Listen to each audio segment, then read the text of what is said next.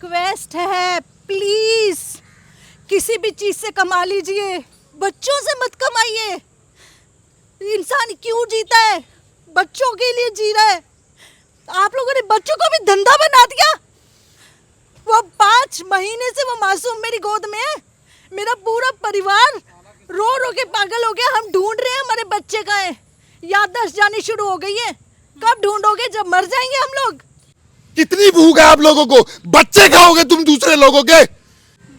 किसी चीज को तो बख्श दो। पैसे की इतनी भूख कि बच्चों को भी नहीं बख्श रहे हो आप लोग। कि वो जो 9 महीने मासूम मेरी गोद में थे, ये जो बच्चे, जो एंजल्स मेरे पास हैं, ये वही हैं या नहीं है? कैसे पता लगेगा मैम? यही लोग तो पता लगाएंगे ना। ह्यूमन ट्रैफिकिंग इतनी बड़ी चीज उसमें कोर्ट के थ्रू लिखी गई है। सेम डॉक्टर की रिकॉर्डिंग इनके टेबल पे सबमिट कर चुका हूं मैं। इनके मैनेजर की रिकॉर्डिंग इनके टेबल पे सबमिट कर चुका हूं। एक बहरा सुन लेगा उसको, एक बहरा सुन लेगा। सिर्फ उसका इलाज करवाना है। ये नहीं सुनेंगे, ये बिल्कुल नहीं सुनेंगे, क्योंकि ये सुनना नहीं चाहते। इस ऑर्डर में क्लियरली लिखा हुआ है कौन से डॉक्यूमेंट सीज करने हैं। किसका वेट कर रहे हो? भगवान नीचे आके उतर के आपको बोले कि कौन से डॉक्यूमेंट लेने हैं आप लोगों को। साफ लिखा है इसके अंदर। लेकिन ना आईओ इसको जब्त करने के लिए तैयार है, ना यहां से ऑर्डर किया जा रहा है उन लोगों को। अरे अगर पता है तो कुछ कर क्यों नहीं रहे हो? ये बच्चे 5 महीने के हो गए मेरी गोदी में। किस चीज की वेट कर रहे हो? इनके 15 साल के होने की। टाइम मशीन लेके बैठे हैं ये लोग। टाइम मशीन लेके बैठे हैं। जो 9 दिसंबर को आई लड़की का एम्ब्रियो ट्रांसफर हो, मेरी रिटर्न ट्रांसफर कर देंगे। मैं मेरी वाइफ का रोना देख रहा हूँ, मेरी माँ का रोना देख रहा हूँ, मेरा बाप साइलेंट हो चुका है, मेरी बहनें मेरे घर से रो रो के निकल रही है, ये सब देख रहा हूँ। मेरी भांजी बेहोश हो गई सदमे से जब से उसे पता लगा कि हमारे बच्चे चेंज कर दिए गए हैं। और आप सबसे रिक्वेस्ट है, जो भी भाई बहन सुन रहे हैं ना, प्लीज इस लॉ को खरीदिए और इसके सिर्फ 27 पन्ने पढ़िए। आपको पता लग जाएगा हमारे दर्द का और हम क्या कह रहे हैं उस बात का। सर ये केस सिर्फ और सिर्फ पैसे और पावर का गलत इस्तेमाल का है। इसलिए ना तो कोर्ट में सबमिट करवाया जा रहा है, ना यहाँ पर एआरटी डिपार्टमेंट में सबमिट करवाया जा रहा है, और ना ही आईओ के पास सबमिट करवाए जा रहे हैं, ताकि सिर्फ हम लोग भागते रहे, इधर उधर धक्के खाते रहे, एक दिन थक हार के बैठ जाएं। पिछले 5 महीने से क्या कर रहे हैं? सिर्फ हॉस्पिटल को टाइम पे टाइम दे रहे हैं कि जितनी फॉर्जरी आप कर सकते हो, जितना झूठा डॉक्यूमेंट्स आ सकते हो आप लाओ। प्रूफ मैं टेबल पे रख के आया हूं। इनके प्रूफ इनके टेबल पे रखे हैं। उनको सिर्फ देखना है, एआरटी लॉ पढ़ना है, मैच करना है सिर्फ, और कुछ नहीं करना इन लोगों को। रिक्वेस्ट कर रहे हैं पिछले 5 महीने से, आज हार के यूं करना पड़ रहा है। नहीं सुना जा रहा है, क्या करें? एक जानवर भी अपने बच्चों के लिए लड़ता है, हम तो इंसान हैं। छोड़ दें क्या अपने बच्चों को? मेरी दोनों हाथ जोड़ के हमारे प्रधानमंत्री जी से, हर डिपार्टमेंट ने, रेखा गुप्ता जी से, मैडम आप एक माँ है, प्लीज एक माँ की रिक्वेस्ट सुनिए। प्लीज प्लीज अपने स्टाफ से पूछिए कि क्या हो रहा है। क्यों नहीं सुना जा रहा मैडम? हमें क्यों नहीं सुना जा रहा? हमें मैम क्या मांग रहे हैं? सिर्फ अपने बच्चे मांग रहे हैं इन लोगों से। सिर्फ हमारे बच्चे वापस दे दीजिए, सिर्फ बच्चे वापस दे दीजिए, सिर्फ इतना मांग रहे हैं। इनके खुद के बच्चे नहीं है क्या? वो बीमार नहीं पड़ते क्या? इनको दर्द नहीं होता कि माँ बाप तड़प रहे हैं बच्चों के लिए?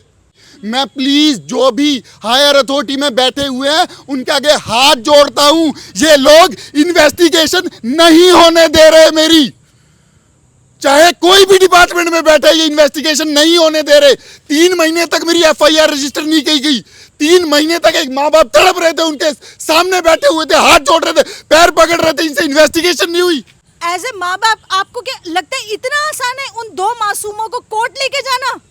वो 2 मासूम अब पूरी दोपहर में, किसी को कुछ नहीं पड़ा है, कोई डिपार्टमेंट में कोई जिम्मेदारी नहीं है, किसी की भी कोई जिम्मेदारी नहीं है। शाम के टाइम एफआईआर हुई और 1 तारीख को स्टे दे दिया गया उसके ऊपर। फिर से इन्वेस्टिगेशन रोक दी गई। मैम पावर और पैसा, बस ये सिर्फ 2 चीजें, और खा जाएगी। पहले ये हमारी जमीनें हड़पने पे आए, फिर हमारी माँ बेटियों पे आए, और अब ये हमारे बच्चों तक आ चुके हैं ये लोग। मैम पिछले 6 महीने से मैं अपने काम पे नहीं जा पाया हूँ। पिछले 6 महीने से 3 तारीख जनवरी का महीना 2026 वो लास्ट दिन था जब मैं अपने काम पे गया था। तब से लेके अभी तक मैं सिर्फ इस काम में लगा हुआ हूँ। इस मीटिंग की कोई वैल्यू नहीं थी। जब मीटिंग का एजेंडा क्लियर था कि आपके सामने जो डॉक्यूमेंट रखे हैं वो एज पर एआरटी लॉ सही है या नहीं, this was the agenda. Ministry की तरफ से ऑर्डर आए हुए हैं, इन लोगों को 3-3 रिमाइंडर्स भेजे हैं उन्होंने पिछले 2 महीने में कि ये डॉक्यूमेंट जो सबमिट हुए हैं वो क्लियर है या नहीं, एज पर एआरटी गाइडलाइन है या नहीं। जो विक्टिम है ना मैडम, जो विक्टिम है वही घूम रहा है, वो हर जगह धक्के खा रहा है, वो पुलिस स्टेशन जा रहा है, वो कोर्ट में जा रहा है, वो एआरटी डिपार्टमेंट में जा रहा है, वो हेल्थ मिनिस्ट्री में जा रहा है, वो हर जगह जा रहा है। कहाँ है? कोई हॉस्पिटल से क्वेश्चन क्यों नहीं कर रहा मैडम? उस डॉक्टर से क्वेश्चन क्यों नहीं कर रहा है? क्यों क्वेश्चन नहीं किए जा रहे हैं? उनसे कौन पूछेगा? मैम रिकॉर्डिंग में उन्होंने क्लियरली बोला कि वो 5 एम्ब्रियो जो बनी थी, जो इन्होंने हम पे ब्लेम लगाया है कि हमने डोनर लिए थे, वो क्लियरली डॉक्टर ने एक्सेप्ट किया कि वो 5 एम्ब्रियो हमारी थी और उसमें से 3 ट्रांसफर की गई है और 2 आज भी इस हॉस्पिटल के पास है। वो क्लियरली उसने एक्सेप्ट किया है, क्लियरली कोर्ट में सबमिट किया है, इन लोगों को दिया हमने रिकॉर्डिंग सुनने के लिए, पेन ड्राइव में डाल के दिया है। इनका मैनेजर मुझे सैरोगेसी का ऑफर दे रहा है और बोल रहा है कि सर आप 3 महीने रुक जाइए, आपकी सैरोगेसी करवा दूंगा और मल्टीपल लड़कियों में ट्रांसफर करवाऊंगा। सर मल्टीपल लड़कियों में गैर कानूनी काम कर रहे हैं ये लोग सारे के धंधा सारे। बना रखा है मैडम, धंधा। इन्होंने बोला अभी तो मेरी वाइफ की डिलीवरी हुई है, अभी आप ये कैसी बातें कर रहे हो? हाँ मैडम को 3 महीने रेस्ट करना पड़ेगा, 3 महीने के बाद हम मैम का दोबारा एग पिकअप करेंगे, सीमेन कलेक्ट होगा, उसके बाद सेरोगेसी करवाई जाएगी मल्टीपल लड़कियों में। इलीगल चीजें इतने ओपनली बोली जा रही है और कोई सुन नहीं रहा है। ये लोग ये प्रूफ नहीं इकट्ठा करना चाहते। 3 महीने के अंदर सारे प्रूफ लेके बैठा हुआ हूँ, एक एक चीज इनके टेबल पे ओरिजिनल दी है मैंने, सारी चीजें ओरिजिनल सबमिट करवाई है। जिस लड़की को एनेस्थीसिया लग चुका है वो कहाँ से साइन कर देगी? ऑपरेशन शुरू करने से पहले साइन चाहिए। वो साइन फोर्ज है, क्लियरली फोर्ज कर रहे हैं जानबूझ के टाइम देने के लिए कि ठीक है आप इनको एफएसएल के लिए भेज दीजिए ताकि 5-6 महीने का टाइम मिल जाए। पूरी जिम्मेदारी से बोल रहा हूँ, 6 बहनों का इकलौता भाई हूँ, पूरी जिम्मेदारी से। जब तक इन लड़कियों के असली माँ बाप मिल नहीं जाते, इन लोगों को विद रिस्पेक्ट विद प्यार अपनी गोद में ले जाने के लिए तैयार नहीं हो जाते, तब तक डंके की चोट पे बोल रहा हूँ, ये लड़कियां जिस दिन बोलना शुरू करेंगी पहला वर्ड ये बोलेंगी कि मेरा बाप सबसे अच्छा है, और लास्ट वर्ड भी जो ये लड़कियां बोलेंगी वो यही बोलेंगी कि मेरे फादर से बढ़िया कोई नहीं है। जब तक ये बच्चे मेरे पास हैं। हम कौन सी सदी में जी रहे हो? ये दिक्कत लड़का लड़की की नहीं है, ये दिक्कत ये है कि हमारे बच्चे कहाँ हैं मैडम? इन बच्चों के माँ बाप कहाँ हैं? एक बच्चे के लिए इस पूरे संसार में आप उस बच्चे को अगर सबसे अच्छा कुछ दे सकते हो तो क्या दे सकते हो? उसके माँ बाप।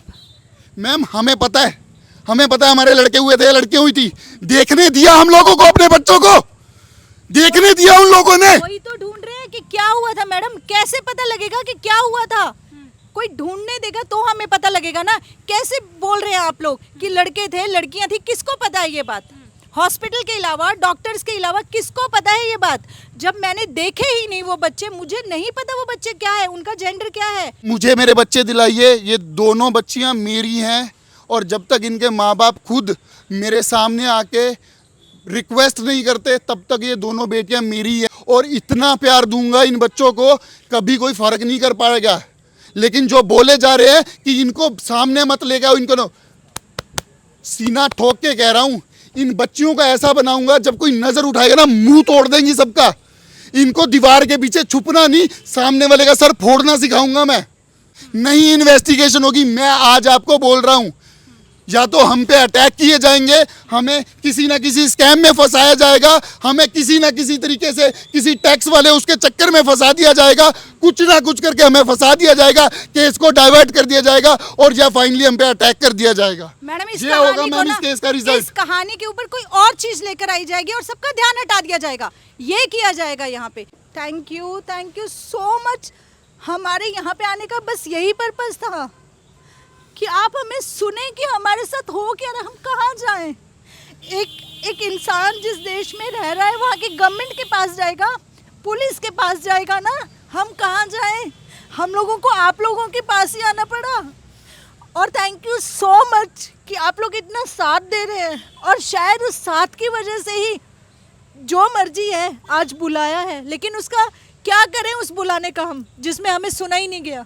जो लोग लेट करना चाहते हैं कान खोल के सुन लीजिए, लेट नहीं होने दूंगा।